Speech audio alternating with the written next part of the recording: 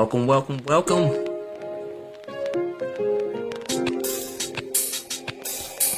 Hey, it's Big Legend, homie.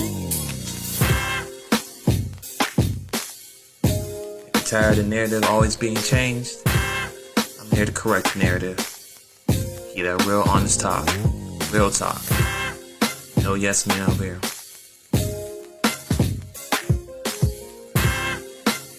I know you're tired of your news telling any wrong narrative, pushing the wrong agenda. Well, Twinsinc, we're going to try to aim to fix those narratives. Give everybody a better understanding. Let's go.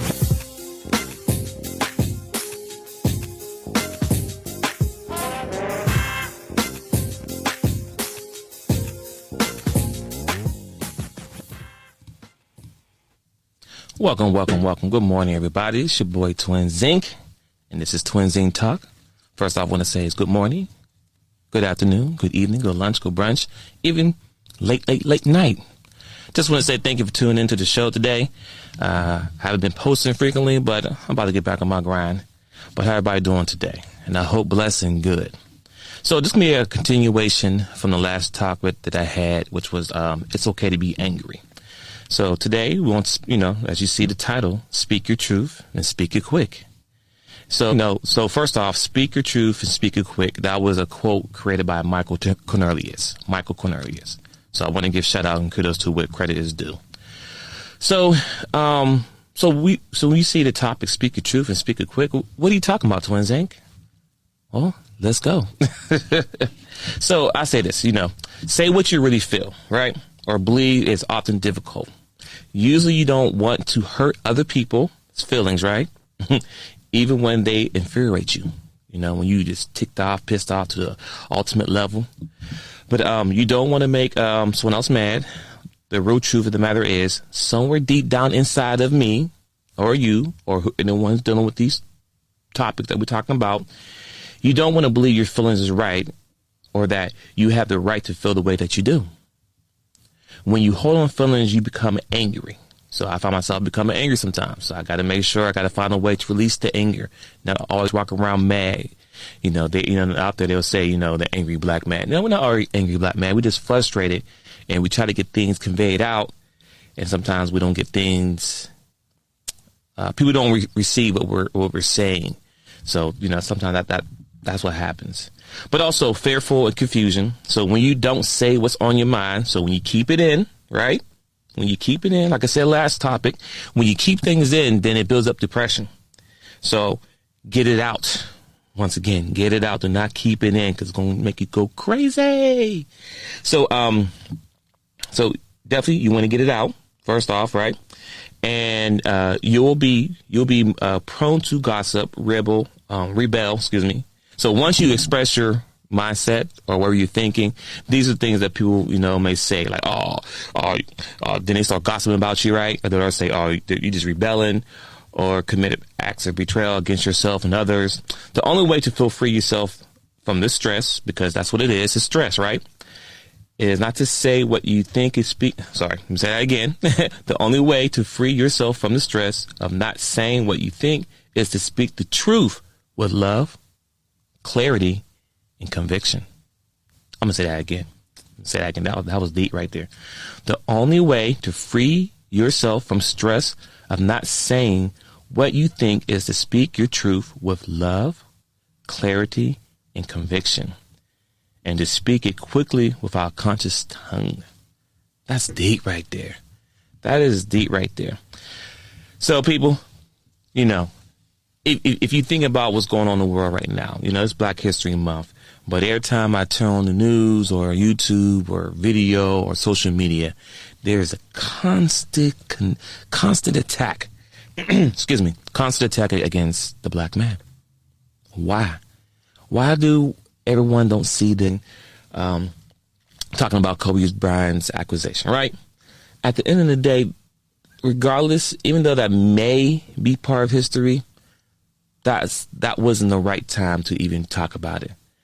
I know with some famous people that have interviews, right? They give you a script of things that they will talk about and things they won't talk about. So sometimes some things don't need to be said. That can be talked about later down the line. You understand what I'm saying? The body's still fresh. Everybody's still mourning. The family, the wife, the kids, they're still mourning. And people have to understand, when that accusation happened, the kids weren't even born yet. You understand what I'm saying? So now that you bring it up and it's all plastered over the news, now their daughter is going to have to learn and read about it, right? And the worst part about it is that the father's not here to explain himself to his daughter as a man, because that's what men want to do. When things happen, you want to hear it from the horse's mouth, would have been him.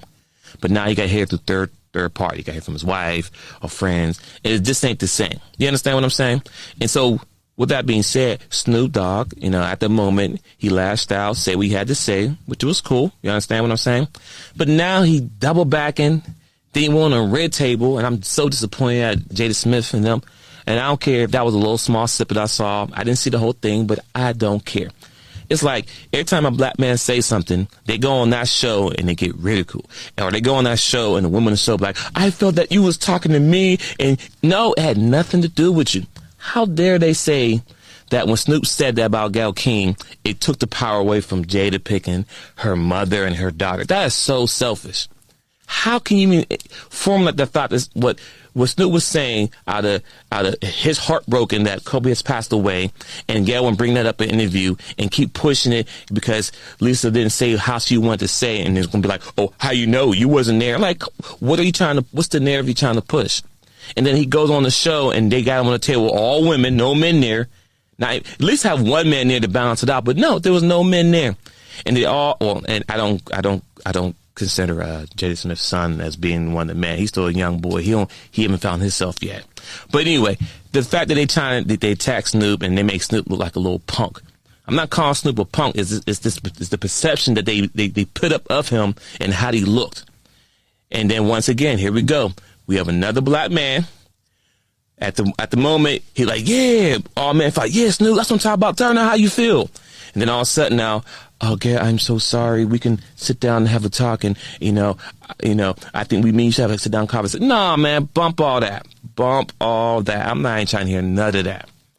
I'm not trying to hear that. Because even with T.I.'s situation, another black man in the media raising his kids, doing it his way. And they brought him on the show and they, trying to make him seem like he was the bad guy and all that stuff. Like, come on now. What's the agenda of tearing down these black men? And then the worst part about it, it's happening from our queens, our supposed to be queens. Gayle, Oprah, now the Jada Smiths. These are black women that's having interviews with the black men and tearing them down. Wake up, people. This is also another thing that's dealing. You don't think black men don't deal with mental depression or all that stuff? You don't think that? Every day we wake up, we gotta see who is pulling us over and what they're going through, because they can shoot and kill me right now, and guess what? They may go to jail. They may not go to jail, but guess what? Regardless of what happened to them, my life is gone. As of right now, people are not coming back from the dead. Let's be clear, people. No one has come back. My dad's been dead since 1998. He has not been back since. So once you're gone, you're gone. But that's the mental depression that us black men got to deal with every day. Then when we got to go to work, we got to do a song and dance around the people at work because we're black men. When we talk to people at work, we got to make sure, you can't, you got to talk a little softer, a little lighter. Man, bump all that. Michael Jackson had the softest voice in the world, and how to turn out for him. So stop it. We, black men, is dealing with depression every day. We just a little stronger, and we ain't going trying to shoot and kill nobody up. But we deal with it a little differently. But this is the constant attack that we're having. So if you thinking that black men being torn down is not a big deal, it is a big deal. I'm a black man. I'm telling you right now. I constantly see it every day. Then even on top of that, and then if you come home, and if you don't have peace at home, where do we go for our peace? You understand what I'm saying? Work, life, home, no peace. Black men, we going through it right now. So my black brothers out there, I feel you. I know where you're coming from. I understand. Stay strong, because that's what we are. We ain't not going to wear no dress around here. Stay strong. It's okay to be strong, but find a way to let out this frustration that you're dealing with. Hey, me doing this podcast is one way of me letting it out. but also letting it out and letting people know, because education is key. So anyone who want to listen to this podcast and they see what I'm talking about, they can relate, they can understand, they can pass on anyone else. But like, yes, because we don't have a platform of black men out there who's not being controlled, because there's black people out there have platforms, but they're not using it right. And they're a bunch of yes men. I'm calling it exactly what it is, because Big Brother telling what they say, what they can and cannot say. See, me, I don't have that problem here. It's my show. May not be as big as yet, but it's going to grow. But this is my topic. This is my narrative. Not changing the narrative. I'm speaking facts. I'm giving you all factual stuff. Anything I'm telling you, you can look up right now. These are things going on right now. So, people, that's all I want to drop for you this morning. Thank you for chiming in and tuning in for Twinsinc Talk. I appreciate you. Please like, share, comment, download the app, Speaker app. Also, tune into the Chop Show. We have an awesome show. There's an interview out right now that we had with the author James Wilson about teaching about Marcus Garvey. You know, it's still Black History Month. A lot of us don't know about Marcus Garvey. You type in Marcus Garvey in Google or YouTube and search, you'll be shocked on what you learn. You know, I didn't learn about Marcus Garvey until I got at least 28. Not because I didn't want to learn about him. One, because I didn't know. I got exposed to by doing a business event, and they was teaching young kids about Marcus Garvey during Black History Month, or no, during Juneteenth when I was in Florida. And guess what? I learned about it. I'm like, wow. The fact that Mr. James Wilson is writing books for these kids and he's going to these schools right now. So follow Mr. James Wilson, 615 on IG, and you'll see he's doing wonderful things for the youth. So that's all I have right now for people. Once again, thank you for tuning in. Shout out to the love and support, everyone out there who's, holding it down. And we out.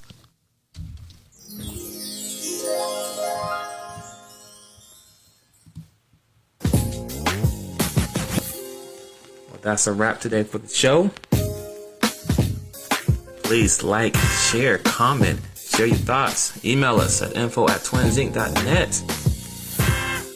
You can also subscribe to us on these multiple platforms: Apple Podcasts, Spotify, Spreaker, Castbox, Podcast Addict, and of course YouTube. You want to